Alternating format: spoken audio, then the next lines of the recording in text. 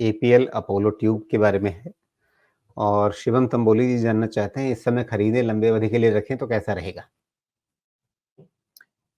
APL Apollo tubes आप long term के लिए खरीदना चाहते हैं?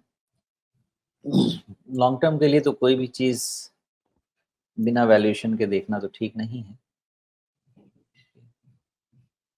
लॉन्ग टर्म के लिए मुझे लगता है इस लेवल पे तो मेरा इंटरेस्ट नहीं है लॉन्ग टर्म के लिए किसी भी चीज़ में।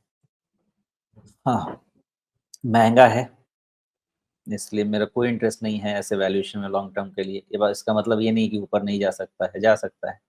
मैं सेफ्टी पहले देखता हूँ, इसलिए वो नहीं जाएगा और बहुत बड़ा माइलस्टोन था 1800 का।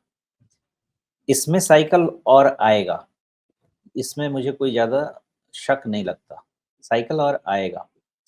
क्लोज़ है 1600 का, 15 देखिए इसका पहले 200 डीएमए का टेस्ट खत्म होने दीजिए, फिर लॉन्ग टर्म की बात कीजिए।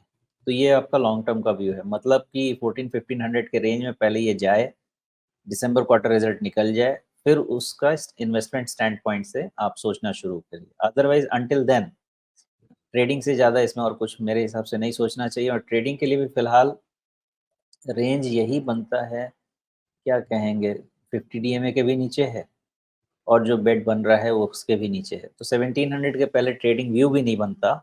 मैक्सिमम मैं यही कह सकता हूँ कि आपके पास ये 14, 40, 50 और ऊपर में 1700 ये रेंज है इसका अभी डिफाइन करके अगर रखना चाहें तो। रेंज से निकलने दीजिए फिर इसकी वैल्यूएशन करते हैं। अगर वैल्यूएशन कम्फर्ट रहता तो मैं बता सकता था, वैल्यूएशन डिस्कम्फर्ट है इसलिए कंफर्टेबल लेवल अभी बताया नहीं जा सकता है। जी, वैसे इनका सवाल लंबी अवधि के लिए है, तो क्या झंडा बन रहा है और अगर ये फ्लैग ब्रेकआउट होता है तो क्या वहाँ पे खरीदना ठीक रहेगा? देखिए झंडा कभी भी राउंडिंग टॉप में भी कन्वर्ट होता है, तो उसको भूलना नहीं चाहिए और 1800 बहुत आसान लेवल नहीं है इसके लिए निकालना, उसमें टाइम लगेगा। जी, ये तो कंडीशनल बात हो गई ना, निकले तो? हाँ, तो वैल्यूएशन के हिसाब से तो खरीदना तो अभी पॉसिबल ही नहीं है ना।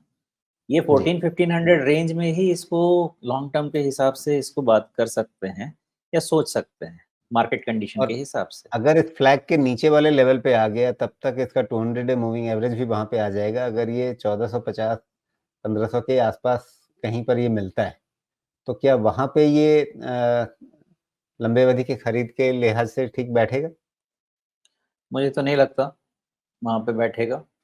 इस वैल्यूएशन पे ये ट्रेडिंग स्टॉक ही बनता है और लॉन्ग टर्म के लिए मैं नहीं समझता कि बिना स्टॉप लॉस के इसमें सोचना भी चाहिए, स्टैगर्ड बाइंग भी अभी नहीं सोचनी चाहिए।